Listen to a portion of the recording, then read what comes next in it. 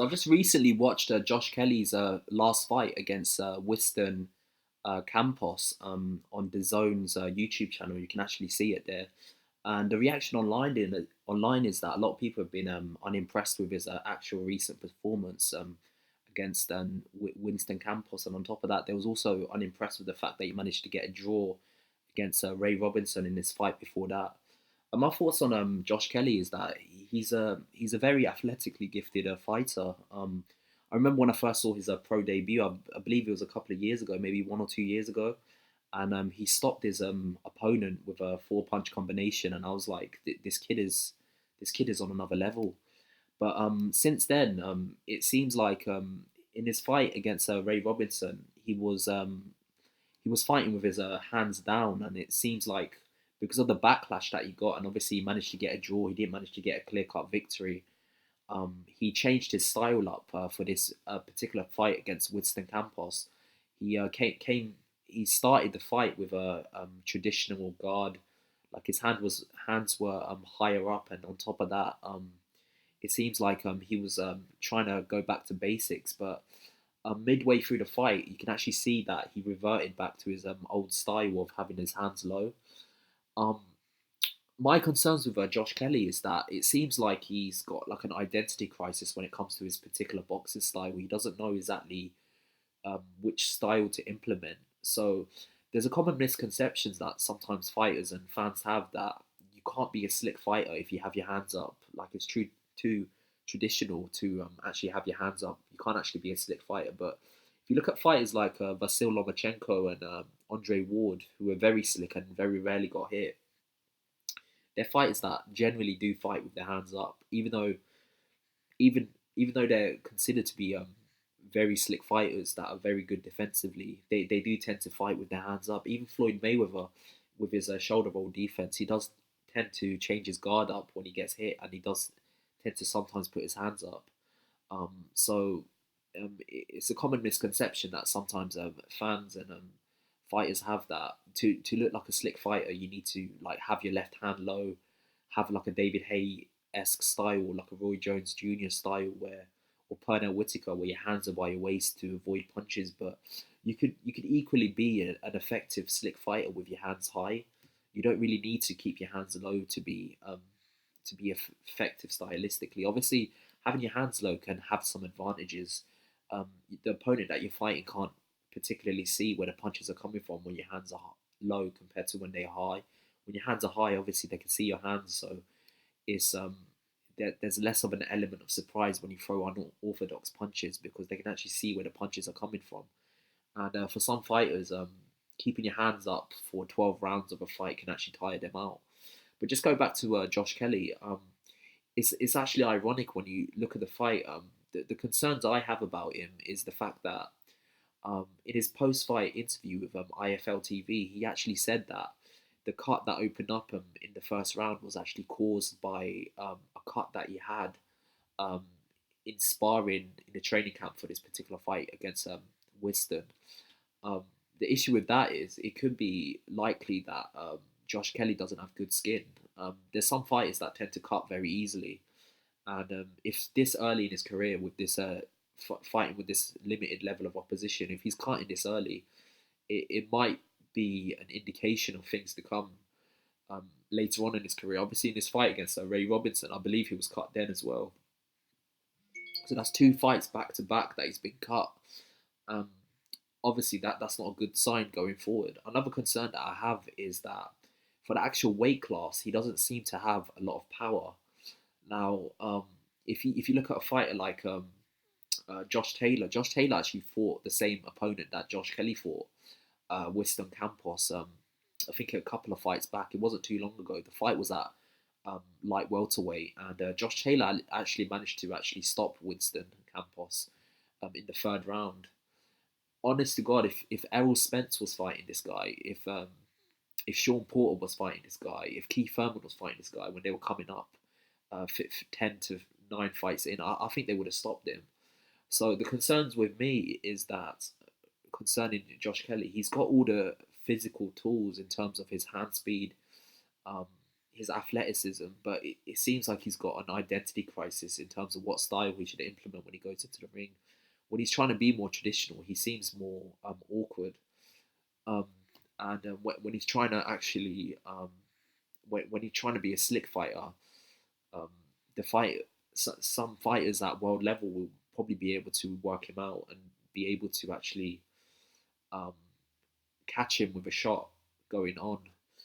Now, in terms of the actual fight itself, one thing I would say is Winston Campos actually had about 40 fights, 40 more than 40 fights.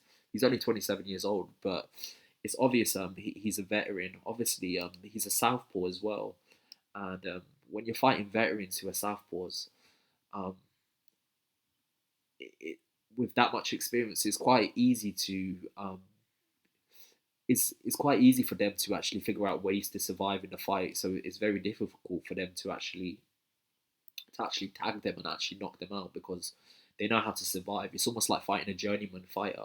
When you fight certain journeyman fighters, they may not be as good as world level fighters, but they might have certain skills that world level fighters don't have, such as knowing how to survive, knowing how to being tough, generally knowing just basically how to spoil a fight. So it's very difficult for the person fighting them to actually stop them or look good against them. So in terms of going forward, Eddie Hearn said that he's gonna put Josh Kelly into a fight with David Avishon or something like that. I can't pronounce his name. You can actually see him on the top right corner picture of the actual photo that you can see there, the graphic. Um, that's a concern for me because David Avishon is no joke. I believe he beat Shane Mosley. He's a he was a European champion. On top of that, he's a WBA world titleist as well, and he also fought Lamont Peterson to a very close fight as well. So, honest to God, Josh Kelly has got a very hard fight coming for him because David Avishon is no joke. It's no joke at all. So, in terms of going forward, it could be that Josh Kelly needs to leave. He needs to leave Adam Booth. It's just not working out.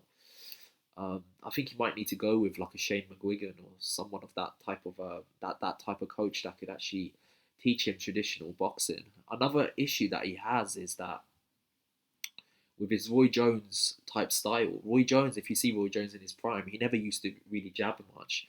What he used to do is he used to just set up power punches by throwing hooks and uppercuts, like very unorthodox. Like most boxers, when you see them, they tend to set up punches by using the jab. So they might jab to the body, jab upstairs, and then they'll come over the top with a right hand, or they might throw a left hook or throw an uppercut. But with Roy Jones, he tends to actually do that without actually throwing a jab. So I think Josh Kelly's actually picked up certain habits such as not jabbing enough to set up punches.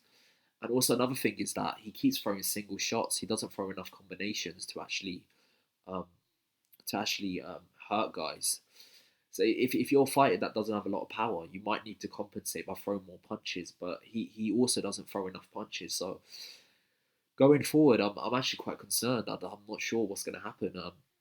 David Avishon might be able to actually expose him if he doesn't actually change his style up. Obviously, he's got a lot of good tools to work with. Generally speaking, he does have good reflexes. He's very fast. Obviously, he's got his Olympic pedigree, but it seems like these tools that he has, he's not implementing them in the right way. So he might need to get with like a Shane McGuigan to actually reach his full potential as a fighter, and he might need to change his philosophy and fighting. Not everyone can be like Roy Jones. Not everyone can be like Pernell Whitaker. Some fighters, most fighters, have to be more traditional and have to actually um, just take the traditional route of actually fighting with your hands up and jabbing and setting up punches in a traditional way. Like to be a fighter like Roy Jones with them reflexes, you have to have an athleticism that's just way beyond most people's most boxers' levels. Roy Jones in his prime was beating fighters like um, was beating James Toney and Bernard Hopkins. Also, if you want to look at another fighter that could be similar to Roy Jones, is like Prince Nassim. That's another comparison that I've been seeing online when he first came into prominence. A lot of people are comparing Josh Kelly to like Prince Nassim. The difference is Prince Nassim, and Roy Jones Jr. had one thing that Josh Kelly doesn't seem to, well, hasn't displayed yet in his career. That seems to be that one punch concussive power. There's been quite a few instances in Prince Nassim's career where he may have been down on the scorecards, but his power is what saved him. That one punch concussive power. Um, Obviously, um, Prince Nassim's one punch concussive power. If you watch the Kevin Kelly fight, um, that was one time that it saved him. Like Prince Nassim is one of the hardest punching featherweights of all time. I just don't think Josh Kelly has that type of power based on what I've seen so far. So I feel like Josh Kelly needs to. He's got a very hard fight coming up, David Avishon.